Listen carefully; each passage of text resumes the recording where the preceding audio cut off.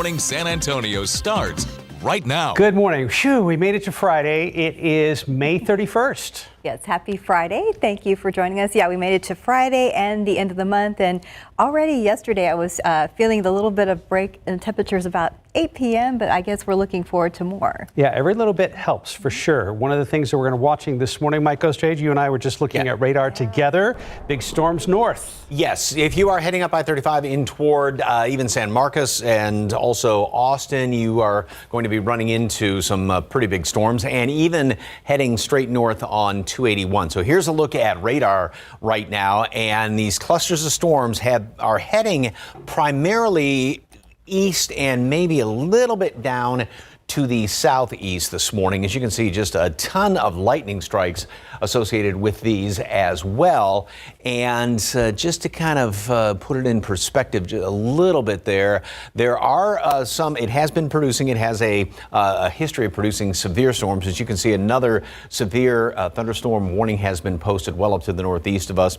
Very high winds over 60 miles per hour, as well as some large hail have been associated with these storms. I want to just take off the lightning right now so you can see that the majority of everything, again, is sliding to the east and kind of drifting to the southeast a little bit. Some of the individual cells may be trying to work their way down to the southeast. But I think what we're going to have to watch out for, though, is the tail end right here, because it does look like, in looking at some of the computer models, that this will continue to sort of grow, this cell right there by junction, and that this is going to start to drift on down to the south as we go on into not for the commute, but for mid-morning. So that'll be, again, what we have to watch out for there. As far as the severe risk, Storm Prediction Center does have us on a 2 on a scale of 1 to 5. So maybe some of these storms this morning, but also another wave is going to be coming through later on today. 80 right now.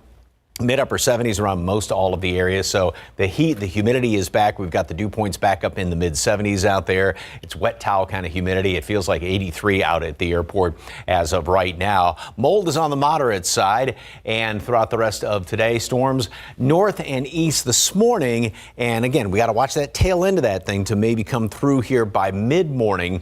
Then this afternoon, another line is going to try and move through. Not as big of a line of storms, but anything with the atmosphere volatile, anything can become strong, potentially severe.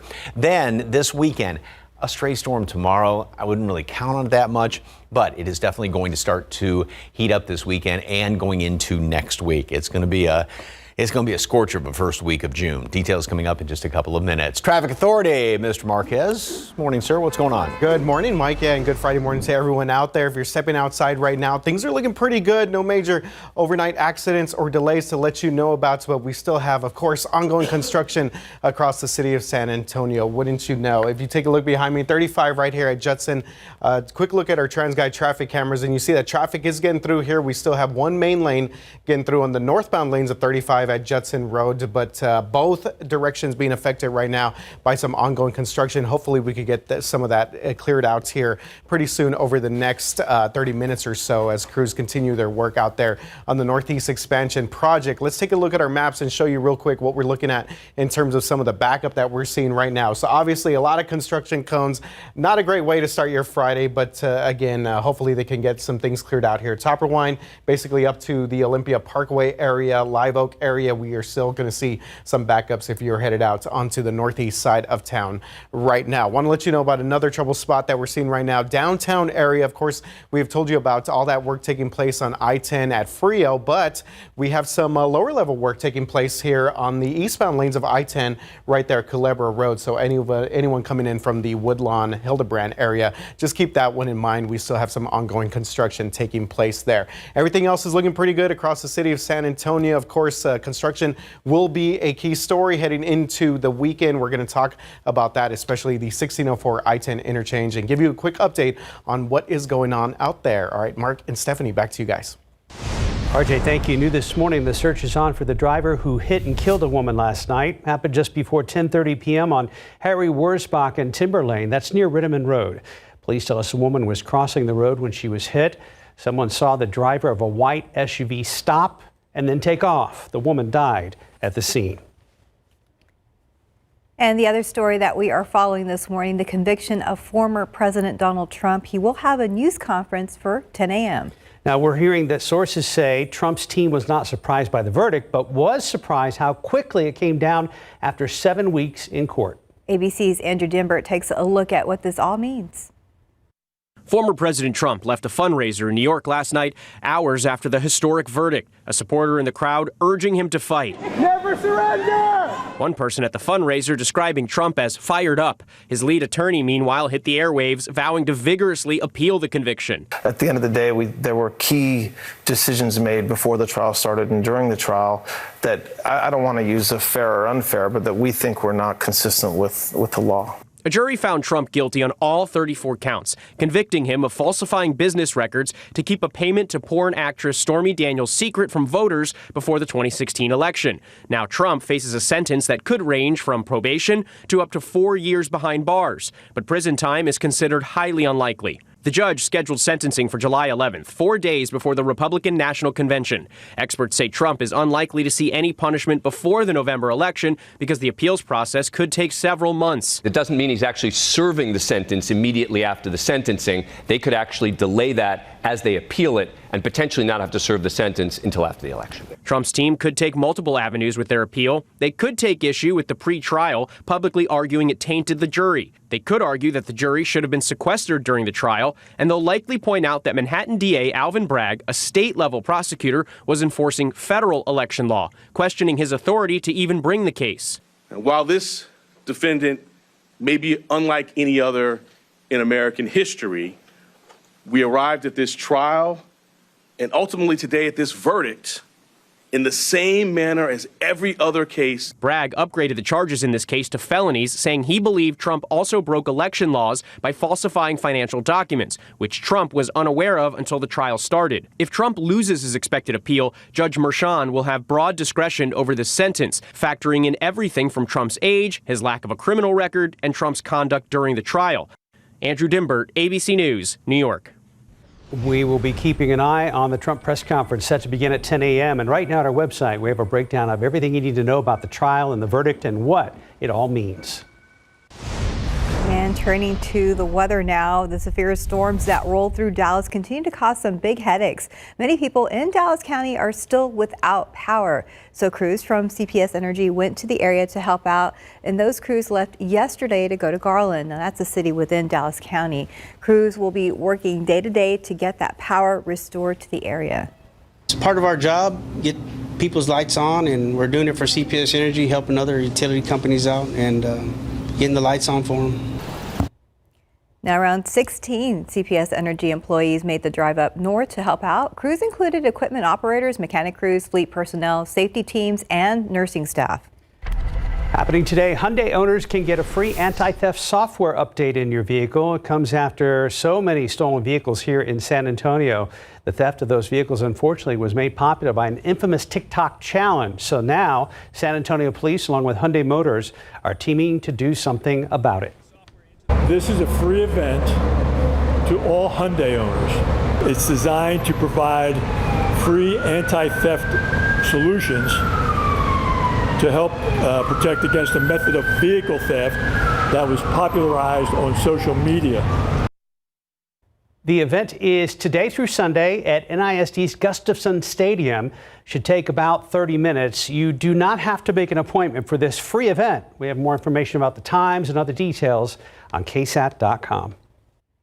Well, you see them at the Spurs games, and we're talking about the Spurs Hype Squad. So they are looking for performers, and that includes dancers, break dancers, tumblers, and stunters. So starting tomorrow, you can register online, and that will continue through June 20th.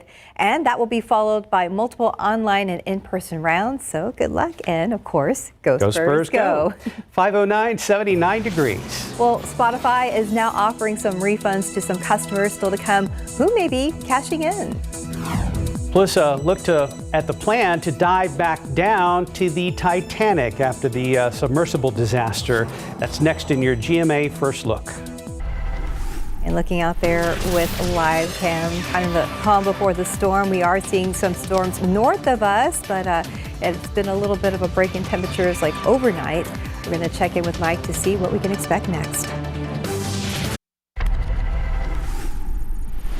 In this morning's GMA First Look, inside the $1 million plan to dive back down to the Titanic. The natural question is why? I think all of us have to decide, is this kind of exploration and this kind of research valid and important? Wealthy entrepreneur and Ohio native Larry Connor feels the trip can be made safely. And this morning, he's speaking out to GMA. What is then the purpose of this planned dive down to the Titanic? To demonstrate safety. If you look at submersibles that have been DNV certified, there's never been an accident. The Ocean Gate vessel was not certified and would never have been. And coming up at 7 a.m., we'll have much more on this daring plan to return to the resting site of the Titanic and why Larry Connor believes it'll be a success. With your GMA First Look, I'm Will Reeve, ABC News, New York.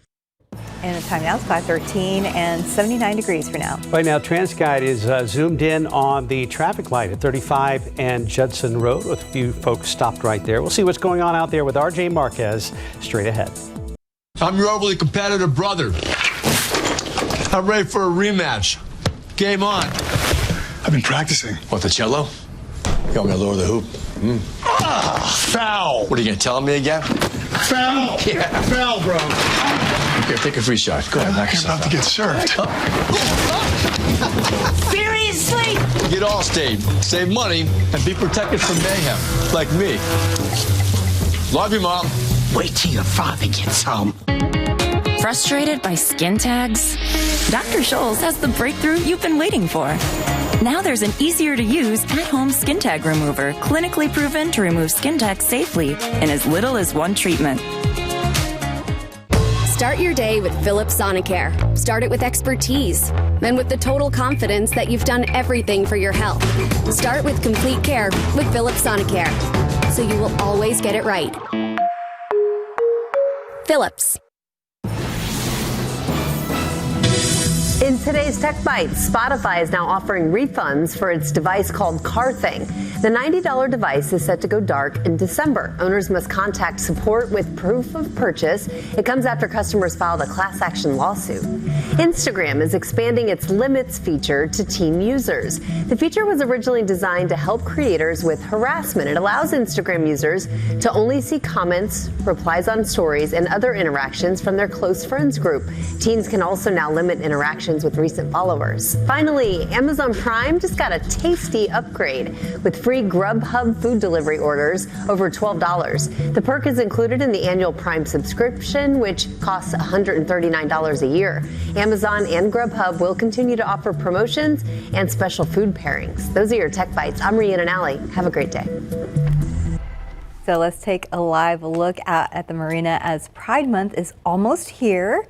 There are plenty of events to celebrate coming up this weekend, including the Bud Light Pride River Parades and celebrations. So our Patty Santos is going to tell us more about all the fun a little later in our newscast, and we will be right back. Right here. Right here. Right here. Yeah.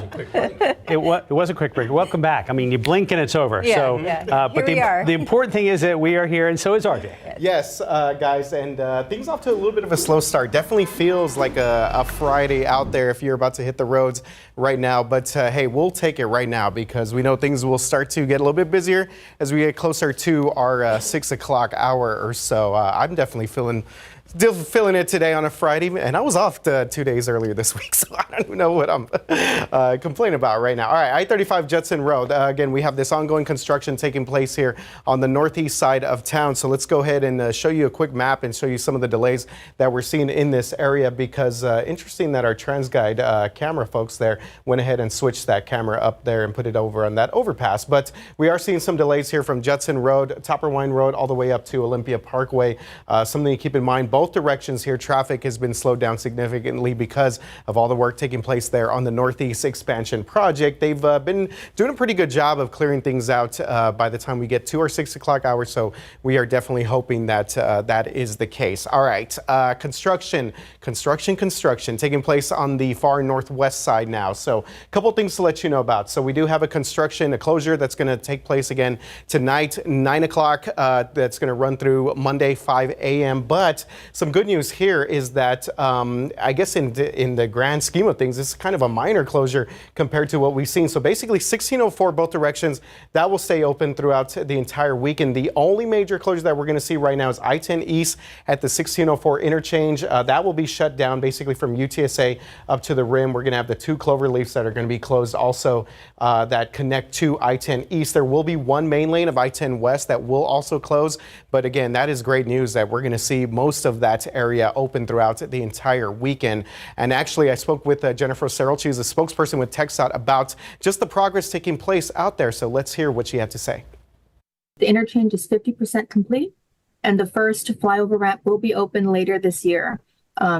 Once the ramps start opening, you're going to see a lot of the congestion alleviated, and the traffic will flow a lot smoother. And all the ramps at the interchange are projected to be open by early 2026.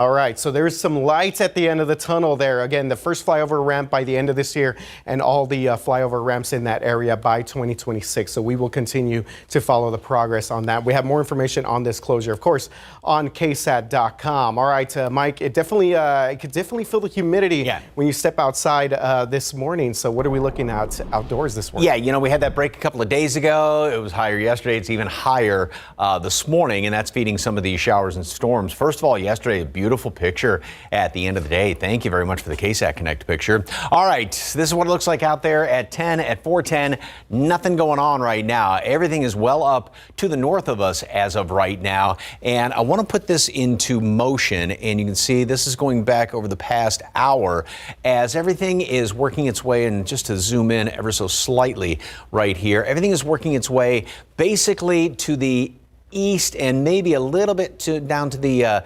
southeast. And I want to get rid of the lightning right now so you can see all of these storms that continue to move down here. Now, they do have a history. This has a history of producing winds over 60 miles per hour as well as some hail. And there are a couple little spots, maybe a couple of individual storms that are trying to work their way down to the south. But again, this whole batch is working its way to the east and to the southeast. But notice how out ahead of it, we've got a couple of these showers that are starting to form up here, and even a few of them. This is some clutter, but you can see maybe on the north side of town, down here around Floresville, Stockdale, as well as over by Hallettsville and Gonzales. So this is kind of being drawn in, and the bigger picture, or the large area of storms, that's what's kind of drawing those in there. Also, what we're going to have to watch out for, as I mentioned this off the top of the show, is this tail end. As all this works its way to the east and southeast, this is going to continue to grow, and that looks like it's going to be sliding on through here by mid-morning. So that's what we'll have to watch out for. And that's what this computer model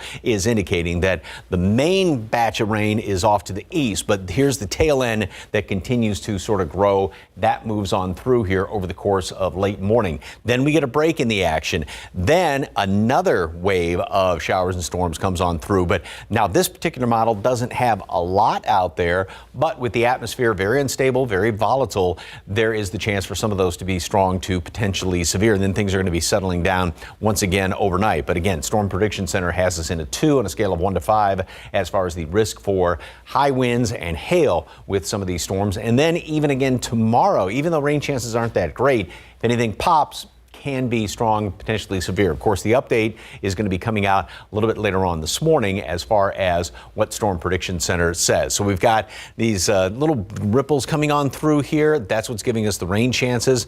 But unfortunately, as we go into next week, we're not going to have any ripples or anything like that. Maybe a shower late in the week, but it's just going to be heating up. Here's what it looks like over the next 7 days. We're going to make it up to 93 today, 95 tomorrow. A couple of showers, a couple of thunderstorms around here today. In the afternoon, some could be strong, so be on the lookout for that. And then upper 90s next week. Hot for the whole first week of June. Yes, we had a little break, so maybe we'll get a break sometime in the future. Thanks. Hopefully. Fall's right around the corner. Thanks, Mike. 5:24 on your Friday morning. We'll be right back.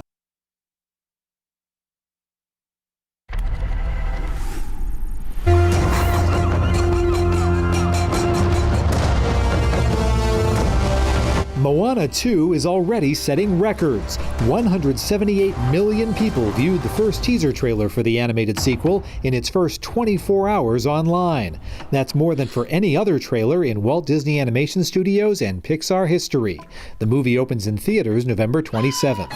My real intentions once again wanna be near you. The new Crowded House album is out. Gravity Stairs, featuring the single Teenage Summer, is in stores today. Also on sale, tickets for the band's Gravity Stairs tour, launching August 29th in St. Augustine, Florida. Whoever comes across with the cash gets it. All you have to do is make the plan. Who will rule the Texas Renaissance Festival? The quest to succeed King George, the owner about to retire, is the subject of Ren Fair. The three-part documentary series launches Sunday on HBO and Max. Huzzahing in Hollywood, I'm David Daniel. Good morning, it's 5:30. Well, let's take a live look out there at the marina as Pride Month is almost here, so there are plenty of events for the whole family. And our Patty Santos is standing by to tell us about one of the big events, the Pride River Parade and celebration. And a good morning to you. It is Friday, May 31st. Yes, we made it to Friday. It's going to be hot next week, but for now we're looking out for storms. Yeah, this morning, especially if you're heading up to the north or heading off to the east, you're going to run into some of these big storms. And here's what radar looks like right now. And as you can see, everything is working its way mainly to the southeast right now. I want to zoom in just a little bit more. This is the radar coming in here out of Corpus Christi, which is picking all these up. So right there, as you can see, some of these storms right around San Marcos, up toward Kyle, obviously Austin. Now, this cluster does have a history of producing severe storms. As you can see, there's a severe thunderstorm warning that was issued up there in and around College Station. And then another batch of the very heavy downpours, a lot of lightning is being picked up right there just in Blanco County and then coming into Gillespie County. These may graze by Kerrville. So what we're going to have to watch out for, though, is this tail end. And notice how the tail end continues to kind of grow and more of these cells are popping up, coming right down 10. So we'll have to watch these as they continue down to the southeast. So just be on the lookout, and you can look up to the north. If you're in Kerrville, look up there to the north and see all this lightning, and maybe even here in town, because these are some pretty big cells. Also, we're starting to see some of these develop out ahead of the main chunk of rain. As you can see, a few of these showers. No lightning strikes are being detected as of right now, even around Stockdale, just a couple of these cells. So what we're going to be watching throughout the day, again, the tail end of this continuing to kind of work its way down in our direction. I think we're going to be dry for the rest of the morning commute, but then mid-morning is when some of these are going to move on through here. Some may be on the strong side, so we do have the 2 on a scale of 1 to 5 risk for severe storms, high winds, and that's what the history with those storms have been, well over 60-mile-per-hour winds and some large hail. Now, an isolated spin up, especially up to the north, can't be completely ruled out, but obviously not likely. 80 right now here in town. Once again, we've got a ton of humidity out there. We had that break a couple of days ago, but now it's back up into the mid 70s. So kind of fog up your glasses sort of humidity. Heat index, it feels like 84 right now over there at Port SA. Mold is on the moderate side. Storms north and east, and we watch those working their way down through here. Another round is going to be working its way through in another line that a lot of computer models want to try and form up late this afternoon, moving on through. Then over the weekend, tomorrow, maybe a stray shower storm here. Rain chances aren't that great, but yeah, as we were talking about, it's definitely going to be heating up as we go into next week. Details on that in just a couple of minutes. Traffic Authority, what's going on, sir? All right, Mike. Yeah, things looking pretty good right now on the roads, but of course we will continue to keep an eye on some of that weather activity, see how it's affecting some of our drivers out there up in the north parts of our viewing areas. We take a look at some of our TransGuide traffic cameras. I-10 and Spur, we see that traffic is moving pretty good both directions there. 281 Oak Creek, same situation there as well. Loop 410 West Military Drive, we have traffic moving pretty smooth in both directions there. 281 and Loop 410, same situation out by the San Antonio International Airport. Want to show you our biggest slowdown that we're seeing at the moment right now, and it of course is construction related, but I was just looking at that camera there, Judson and 35, and it looks like we are seeing traffic move through here pretty well. So it looks like they may have already picked up some of the work here. Our traffic map still indicating that there's still some lingering construction in this area basically from the Judson Topperwine area to the Olympia Parkway area up by the Forum. But again, I just saw that camera and things look pretty good out there for some of our drivers. Let's show you some inbound traffic times right now, because we see a lot of green on the screen here. So that's good news here, especially for all of our drivers coming in from the New Braunfels area. It's going to take you a little bit over a half an hour to get into town, focusing on some of our areas south of the San Antonio area. Pleasanton, 25 minutes to come up here. Lytle, 17 minutes, and a half an hour for all of our folks coming in from the Floresville area. We will continue to monitor the roads and give you more updates as we get them. Mark and Stephanie, back to you guys. Thank you, RJ. Well, starting this half hour in the courtroom where a jury finds a San Antonio man guilty of killing his on and off again girlfriend. Rogelio Mujica is charged in the murder of 37-year-old Annette Juarez that happened back in March of 2019. Now, yesterday, the jury saw Mujica's interview with the San Antonio Police Department. As Erica Hernandez reports, while Mujica admitted he was with Juarez, he doesn't confess to the murder. On March 5th, 2019, Annette Juarez was found in the passenger seat of her vehicle with a gunshot wound to the head. The vehicle found on the shoulder of U.S. Highway 90 between General Hudnell and Nogarito Street. At the time, not much was known of who the killer was, but within days, her on and off again boyfriend, Rogelio Mujica, was picked up for questioning. A key piece of evidence shown to the jury today was an interrogation video shown to the jury. It was done 2 days after Annette's body was found. In it, Mujica tells police that he was with her, but that he did drop her off at home. Then you go back to her house and drop her off, that's what you said. Is that true?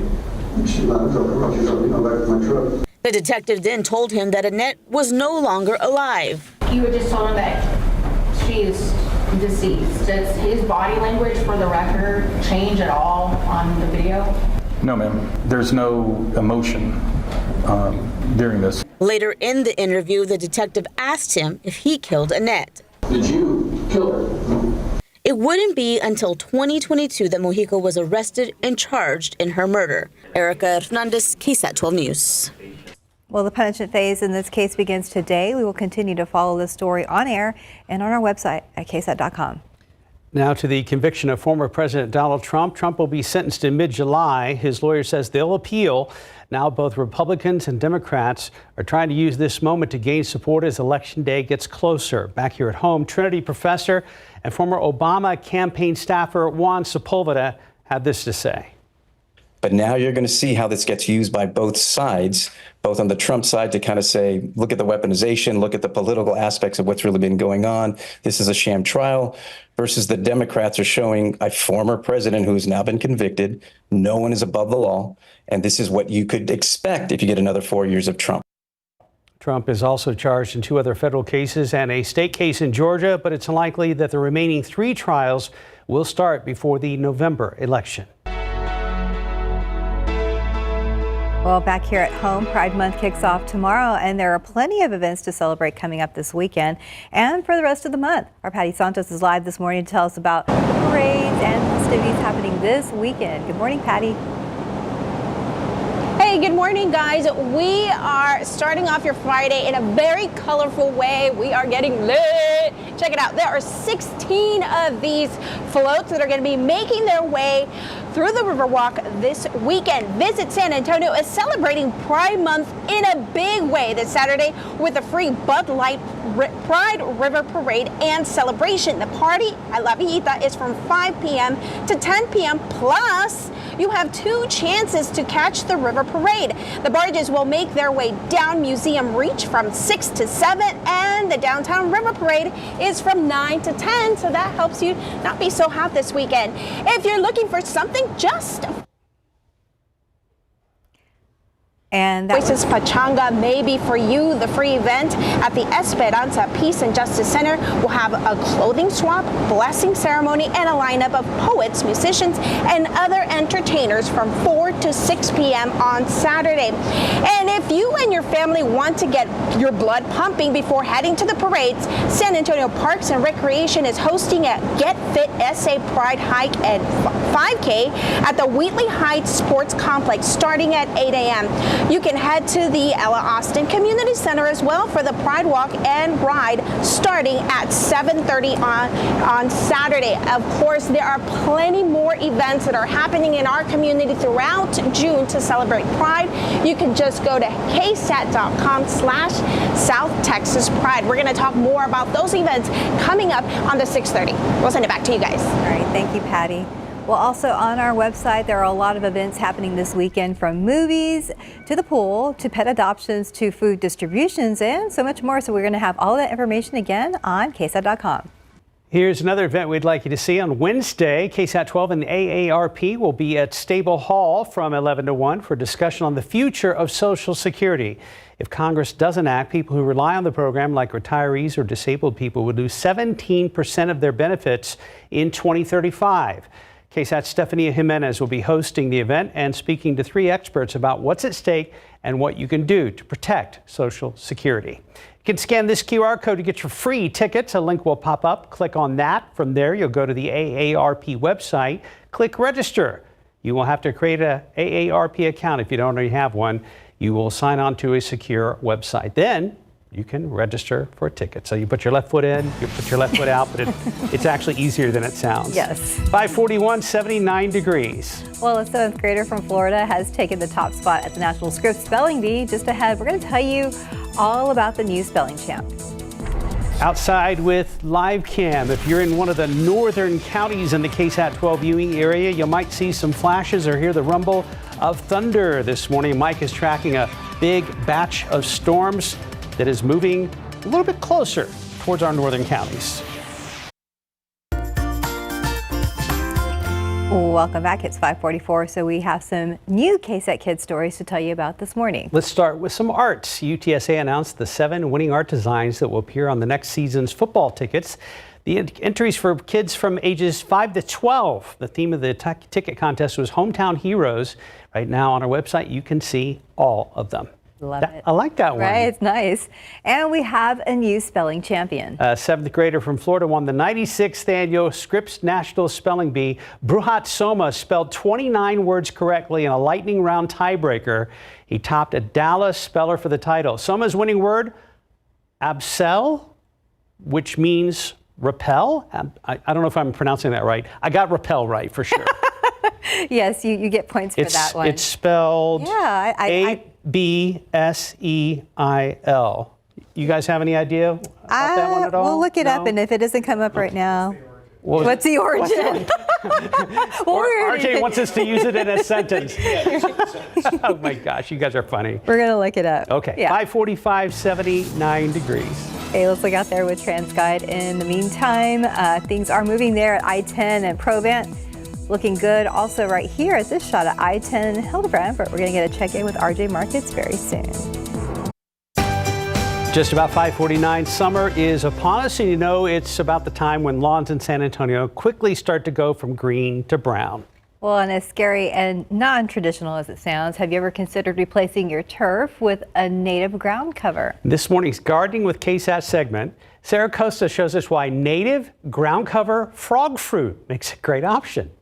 The number one question I get from viewers over and over again is, how can I keep my lawn alive during the summer? There are 2 main reasons why our lawns aren't surviving the summers here. One is the extreme heat and drought. No matter how much hand watering you do, it's a losing battle. Number 2, a lot of the lawns here are planted with non-native grasses, like St. Augustine or, like mine, Bermuda. The non-native grasses have shorter roots and aren't meant to endure these conditions. But what if we did something different and didn't plant, hear me out, we didn't plant grass for our lawns? I did that last fall. I planted a native ground cover called frog fruit. It's much prettier than grass. It's a vigorous spreader and has little white-purple flowers that pollinators love. And it stays green through the summer. This was my sad Bermuda dirt patch last summer, and here's what it looks like now. All the green patches, that's the frog fruit. The brown patches, that's the old Bermuda that can't keep up. Ideally, you want to plant in the fall. Big shout out to Pollinatives, the local nursery where I got my frog fruit. They carry all native plants. But of course, you can also get frog fruit from Rainbow Gardens. You can mow it down. Just make sure to mow it after the flowers are done blooming. Happy gardening. I'm Sarah Costa, KSAT 12 News. Interesting. It is interesting. Yes, you can. Okay. Mike's over here. Yeah. Go to a nursery and say, I'll take all the frog fruit you have. Yes. Before anybody giggles. $5.50 right now.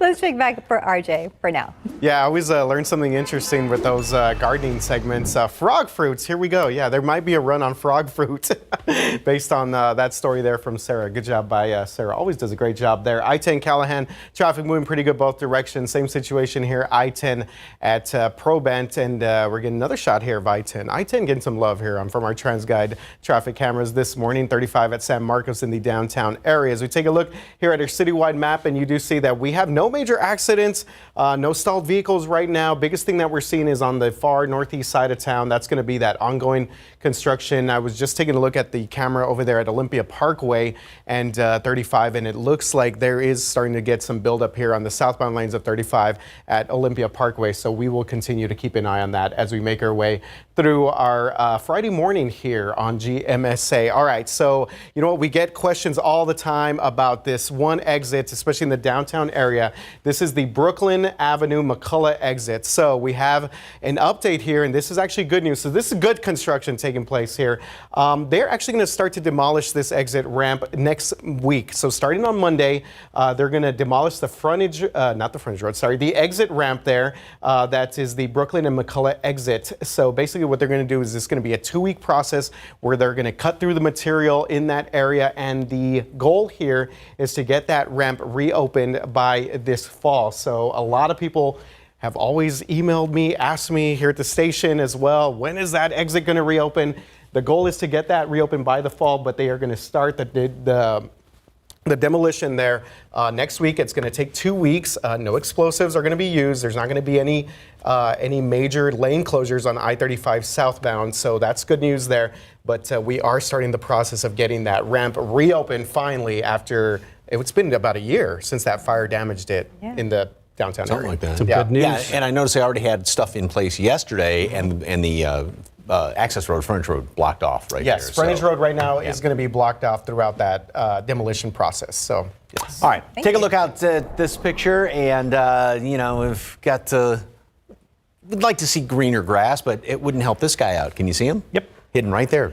Aww. Right there. Mother Nature's camouflage with that little guy right there. Thank you very much for the KSAT Connect. It was a picture. rabbit, right? Yes, For those that didn't see it. Yes, Yes. I'm sorry. Everything's dry here in town. This is 10 at 410 right now, but we've got these big storms up here to the north. And just to put them in motion, and over the past hour, as you can see that these things continue. And let me go back to that picture. I apologize about that. And to put this right there in motion. And over the past hour, they are starting to work their way almost further on down to the south and down to the southeast. A lot of lightning associated with these storms as well. We're going to have to watch the tail end of it, and that's what is going to be developing and also moving on through here, which is what the computer models are indicating, that this will continue to work down through here. The main brunt of the storms moves off to the east, then we get the tail end, and some of these could be on the stronger side. There is a history with these storms of producing very strong winds over 60 miles per hour, as well as some hail, so that's what we'll have to watch out for. Now, depending on how much these things kind of work over the atmosphere, is then going to be, or what happens this afternoon will be dependent upon that. That's going to kind of set the stage. If the atmosphere gets worked over, these won't have anything to work with. If it doesn't really get worked over, then this next line of storms is going to have more there to potentially become strong or severe. So that's what we'll have to watch out for with these moving on through here. Not a lot of them, most off to the northeast, but if anything does pop, the odds of anything turning severe are there. That's the atmosphere still remains volatile. Again, depending on what happens around here this morning, that can influence that. We may have a couple more left over tonight. Storm Prediction Center does have us under a 2 on a scale of 1 to 5 as far as the risk for a strong to severe storm today, and maybe even tomorrow as well. So that's what we'll have to watch out for. Even though rain chances I think are very low tomorrow, Again, volatile atmosphere. If something happens to pop, it can become severe easily. So here's what it looks like over the next 7 days. We've got the chance of rain, showers around here this morning, and that line moving on through here. 93 high temperature, not that far from normal. 95 tomorrow. And then look what happens as we go in through next week. Upper 90s. We are going to have humidity around here as well. More after this. Good morning. It is great to be with you on this Friday morning. We, of course, will start with the reaction and fallout from former President Trump's criminal conviction. Our team is breaking down what is next for the former president and what it could mean for the race for the White House. Also, we're going to hear from the friend who was with former General Hospital star Johnny Wachter when he was killed. And then we've got your summer covered, bucket list on a budget, this time going to the beaches of Mexico. Tips on how to make the most out of your trip without breaking the bank. You'll see it all on GMA.